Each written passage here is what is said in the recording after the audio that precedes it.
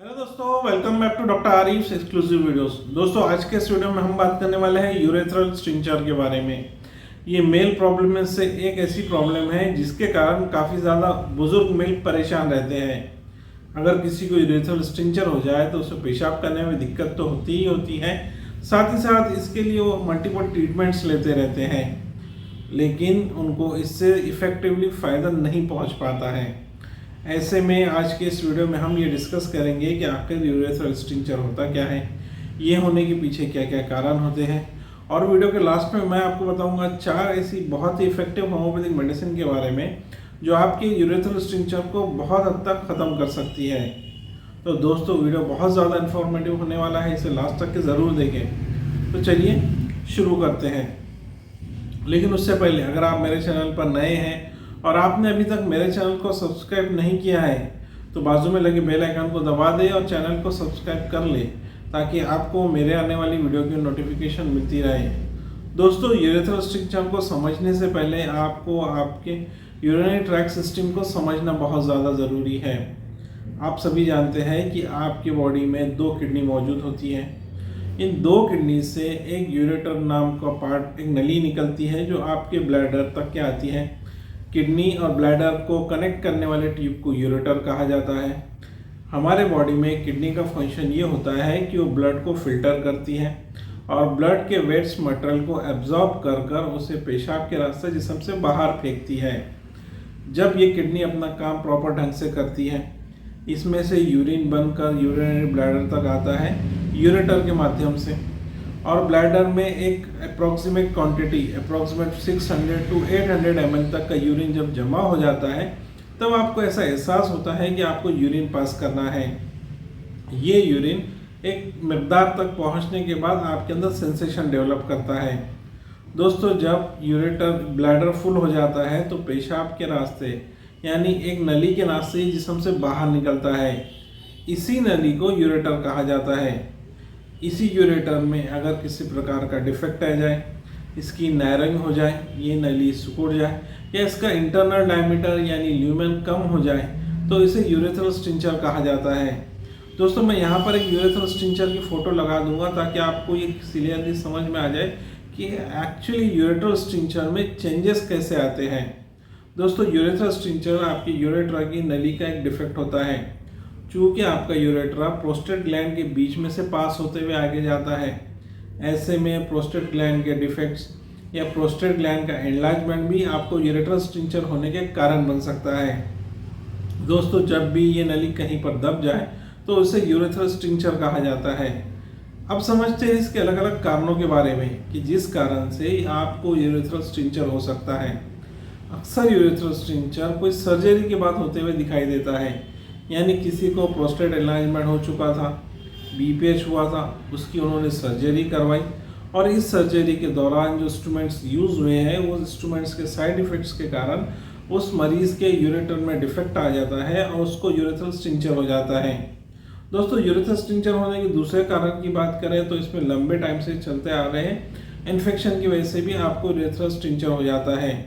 अगर आपको पेशाब के रास्ते का यूरिनरी ट्रैक्ट का इन्फेक्शन बार बार होता है या लंबे वक्फे तक ये चले आ रहा है तो इससे में आपको यूरेथ्रल स्टिंचर होने के बहुत ज़्यादा चांसेस होते हैं। दोस्तों, इसके अलावा अगर किसी को पेशाब के ट्रैक पर या एब्डोमिनल पे कहीं इंजरी हो जाए, अचानक से एक्सीडेंट हो जाए, या ज़ोर से आप पेट के बल गिर जाए जहाँ पर आपको यूरिनरी ट्रैक के आसपास मार लगे, तो ऐसे में भी आपको यूरेथ्रल स्टिंचर होने के चांसेस होते हैं। दोस्तों, इसके अलावा बहुत सारे लोगों को यूरेथ्रल स्टिंचर एक एज रिलेटेड चेंजेस होता है। अगर किसी की एज बहुत ज़्यादा हो चुकी है तो उनमें भी यूरेथ्रल स्टिंचर हो सकता है। वहीं लॉन्ग यूरेटर, अगर किसी के यूरेटर की लंबाई नॉर्मल से थोड़ी सी ज़्यादा है तो ऐसे लोगों को भी यूरेथ्रल स्टिंचर होने के चांसेस होते हैं। दोस्तों, ये तो हो गई इसके कारणों की बात कि आपको कौन कौन से वजह से यूरेथ्रल स्टिंचर हो सकता है। अब बात करते हैं यूरेथ्रल स्टिंचर दिखाई देने वाले लक्षणों के बारे में। दोस्तों, अक्सर आपको यूरेथ्रल स्टिंचर अगर हो जाता है तो ऐसे में सबसे पहली तकलीफ जो मरीज को फील करनी पड़ती है वो है बार बार पेशाब के लिए जाना। चूँकि यूरेथ्रल स्टिंचर में आपका यूरिनरी ट्रैक्ट छोटा हो जाता है। ऐसे में आप एक बारी में पेशाब पूरी तरीके से पास नहीं कर पाते हैं, नतीजतन मरीज को बार बार पेशाब के लिए जाना पड़ता है। दोस्तों, यूरेथ्रल स्टिंचर में दूसरा दिखाई देने वाला लक्षण होता है यूरिनरी इनकंटिनेंस, यानी मरीज के थोड़ा सा खांसने छींकने पर ही पेशाब उसके बाहर निकल जाता है, या 1-2 ड्रॉप उसको ड्रॉप हो जाते हैं, निकल जाते हैं। इसके अलावा बहुत सारे मरीजों को पेशाब एक फ्लो में नहीं हो पाता है। पहले पेशाब थोड़ा सा आता है, फिर कुछ उसमें पॉज आ जाता है, और कुछ देर के बाद मरीज पेशाब पास कर सकता है। ऐसा एक फ्रीक्वेंसी में मरीज पास नहीं कर पाता है यूरिन को। वहीं दोस्तों, यूरेथ्रल स्टिंचर में मरीज को कई बार यूरिन में इन्फेक्शन के साथ साथ जलन, अंगार बार बार होने वाले लक्षण भी दिखाई दे सकते हैं। दोस्तों, यूरेथ्रल स्टिंचर में मरीज को पेशाब की 2 धार या 2 स्ट्रीम्स भी आती है। अगर इसमें से कोई भी लक्षण आपको अगर दिखाई देते हैं तो ये बहुत ज़्यादा चांसेस है कि मरीज को यूरेथ्रल स्टिंचर हो चुका है। दोस्तों, बात करते हैं वीडियो का सबसे इम्पोर्टेंट पार्ट के बारे में।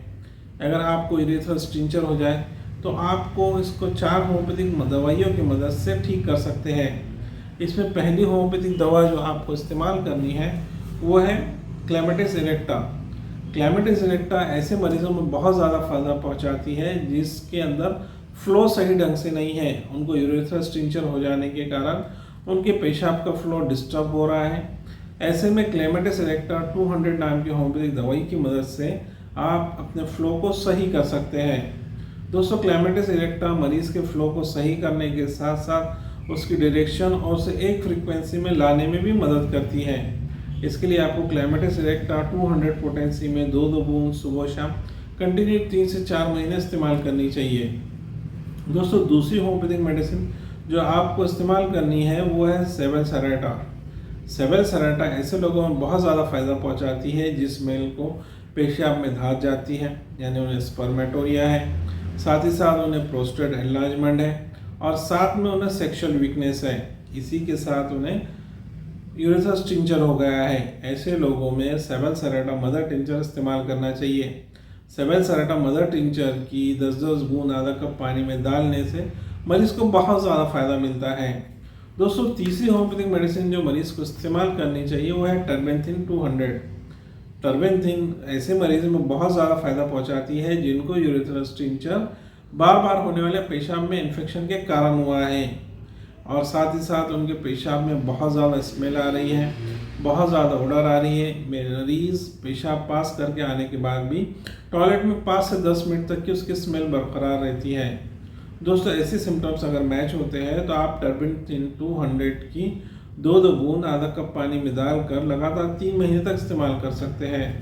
दोस्तों, इसके अलावा चौथी होम्योपैथिक मेडिसिन जो आपको इस्तेमाल कर सकते हैं वो है कैंथेरिस। कैंथेरिस 200 नाम की होम्योपैथिक मेडिसिन पेशाब में बार बार होने वाले इन्फेक्शन और बार बार पेशाब आने वाली समस्या से छुटकारा दिलाने में आपकी मदद करती है। तो दोस्तों, ये ऐसी 4 होम्योपैथिक दवाई है जो अगर आप सिम्टोमेटोलॉजिकली इसे यूज़ करते हैं तो आपको बहुत ज़्यादा फायदा मिल सकता है। साथ ही साथ आप यूरेथ्रल स्टिंचर जैसी समस्या से छुटकारा हासिल कर सकते हैं।